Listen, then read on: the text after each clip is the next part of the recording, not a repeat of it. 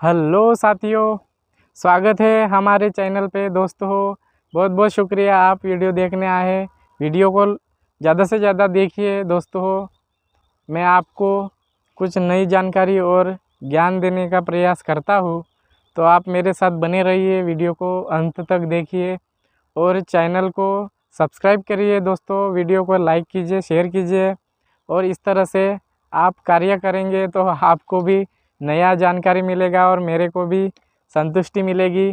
तो इस तरह से आज मैं आपके सामने हाजिर हूँ इस टॉपिक के साथ कि देखिए दोस्तों, हमारे देश में हेल्थ सिस्टम के बारे में जो कुछ भी सरकार कर रही है वो अच्छा काम कर रही है, लेकिन फिर भी कुछ रह जाता है बाकी। तो उसको पूरा करने के लिए आज के जो मिलावटी लोग हैं वो कम कसर नहीं छोड़ रहे हैं। जी हाँ दोस्तों, मैं थोड़ी मजाक कर रहा हूँ, लेकिन आपको समझ में आया होगा। आता हूँ मुद्दे पे। भारत का स्थान दुनिया में चौथा स्थान है जो मिलावटी दवाएं बेचने और बनाने का कारोबार करने में चौथा स्थान प्राप्त कर चुका है। इस तरह से आप अंदाज़ा लगा सकते हैं कि किस तरह से देश में मिलावटी दवाओं का कारोबार होता है। और ये दवाएं बेचने का काम तब तक होता है जब तक हमारी पुलिस और सिक्योरिटी या कुछ जांच करने वाली एजेंसी उस पर छापा न मारे, तब तक ये काम होता है। और दोस्तों मिलावटी दवाएं बनाने से ये होता है कि उसमें कुछ भी हेल्थ सुधारने का साल्ट नहीं रहता। बस उस पे दवा पे विश्वास करो और उसमें जो नकली कंटेंट रहता है उससे बीमारी का इलाज भी ना हो, और इस तरह से पैसा लोगों का बर्बाद हो जाता है और इस तरह से नकली दवाओं का कारोबार भी फैलता जाता है। इस तरह से ये दवाओं का कारोबार होता है। दोस्तों नकली या घटिया दवाएं बनाने में दुनिया में भारत एक्सपोर्ट और इंपोर्ट करने में भारत का चौथा स्थान है। एसीचैम की रिपोर्ट के मुताबिक भारत में 25% दवाएं नकली या घटिया है। भारतीय मार्केट में इनका कारोबार 252 करोड़ रुपये का है। भारत में हर चौथी दवा नकली है। बुखार, sugar, blood pressure, pain killer से लेकर कैंसर तक की दवाएं घटिया या नकली बनाने का मार्केट यहाँ है। कई नामी देसी विदेशी कंपनियां भी इसमें शामिल है और ये बिक रही है। WHO का दावा है कि 200 बिलियन डॉलर यानी करीब 16,60,000 करोड़ रुपए का नकली दवाओं का 67% जीवन के लिए खतरा होता है। बची हुई दवाएं ये स्वास्थ्य के लिए हानिकारक तो नहीं, लेकिन उसमें बीमारी ठीक करने का कुछ भी तथ्य नहीं होता। तो इस तरह से आप अंदाज़ा लगा सकते हैं कि नकली दवाएं 67% तक घटिया होती है, उसमें बीमारी ठीक करने का कुछ भी तथ्य नहीं रहता। हालांकि ये बीमारी को ठीक नहीं करते और पेशेंट सुधरता भी नहीं। सैंपल जांच में खरे उतरे ये। उत्तराखंड में पिछले साल कई दवा कंपनियों के सैंपल जांच में खरे उतरे तो इनका लाइसेंस कैंसिल कर दिया गया।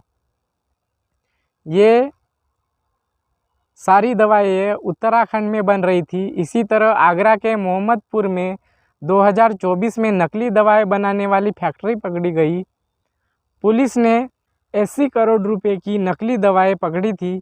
इसमें cancer, diabetes, allergy, sleeping pills और एंटीबायोटिक्स दवाएं भी शामिल थी। इसी तरह देश के कई राज्यों में छापेमारी कर नकली दवाओं की सारी श्रृंखला पकड़ी गई। पुलिस ने किया था भंडाफोड़।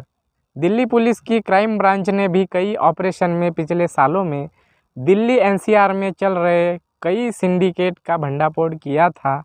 गाजियाबाद के लोनी स्थित ट्रानिका सिटी में नकली दवाओं का गोदाम पकड़ा, जिसका मास्टरमाइंड एक डॉक्टर था। वह सोनीपत के गन्नौर स्थित फैक्ट्री में भारत, अमेरिका, इंग्लैंड, बांग्लादेश और श्रीलंका की 7 बड़ी कंपनियों के 20 से ज़्यादा ब्रांड की नकली दवा तैयार कर रहे थे। इंडिया मार्ट और भागीरथी प्लेस तक में इनकी सप्लाई थी। भारत के अलावा चीन, बांग्लादेश और नेपाल में एक्सपोर्ट करते थे। इस गिरोह से 8 करोड़ की नकली दवाएं और करीब 9 करोड़ रुपये के 2 प्लांट के दस्तावेज मिले। तो इस तरह से आप अंदाज़ा लगा सकते हैं कि देश में क्या हो रहा है। हेल्थ सिस्टम में नकली दवाएं बेची जा रही है। तेलंगाना में पकड़ी गई नकली दवाएं। तेलंगाना में पिछले साल करोड़ों की नकली या घटिया दवाएं पकड़ी गई। तेलंगाना ड्रग्स कंट्रोल एडमिनिस्ट्रेशन की जांच में खुलासा हुआ कि नामी कंपनियों के नाम से बनी इस दवाइयों में चाक पाउडर या स्टार्च था, यानी कुछ भी हेल्थ सुधार करने वाला कुछ भी था नहीं, बस चाक पाउडर और स्टार्च था। यह हाल कैप्सूल एमोक्सिसिलिन का है। उसमें सस्ती दवा पैरासीटामोल भरी हुई थी। 500 ग्राम एमोक्सिसिलिन साल्ट की मात्रा सिर्फ 50 ग्राम ही थी। कैंसर तक की नकली दवाएं पकड़ी गई। ये सभी दवाएं उत्तराखंड के काशीपुर और यूपी के गाजियाबाद से कुरियर के जरिए तेलंगाना पहुंचती थी। इन दवाओं की पैकिंग इस तरह से डिज़ाइन की गई थी जो बिल्कुल असली दवाएं लग रही थी। मैन्युफैक्चरिंग वगैरह बाहर से पूरा विश्वास कर सके आदमी कि ये असली दवाएं है, लेकिन उसमें नकली दवाओं का कंटेंट भरा पकड़ा गया। बीमारी ठीक करने वाला कुछ भी नहीं था, मतलब फुल वसूली पैसों की और बीमारी भी ठीक न हो, घटिया दवाई बेच जाए, ऐसा सिस्टम इन के ज़रिए हुआ था। और इनकी पहचान करना मुश्किल ही था, लेकिन ये हमारे भारत के पुलिस वालों ने ये पकड़ी और तेलंगाना ड्रग्स कंट्रोल एडमिनिस्ट्रेशन की जांच में इस दवाओं का भी खुलासा हुआ, जिसमें नकली दवाएं की पूरी खेप पकड़ी गई। इस तरह से आप अंदाज़ा लगा सकते हैं कि दवाओं को मैन्युफैक्चर और बेचने तक के दवाओं का कारोबार नकली होता है। और उसमें ये हर 4 दवाओं में से आशंका है कि ये एक दवा नकली हो, इस तरह से इनका प्रमाण है। तो इस तरह से आप अंदाज़ा लगा सकते हैं मित्र हो। तो ऐसी स्थिति है देश में हेल्थ के बारे में, जो इसीलिए कई दवाखाना में या हॉस्पिटल में जाते हैं हम तो कई सारे पैसे ख़त्म हो जाते, कई सारे पैसे खर्चा हो जाते हैं, लेकिन बीमारी का ठीक होने का चांस नहीं रहता।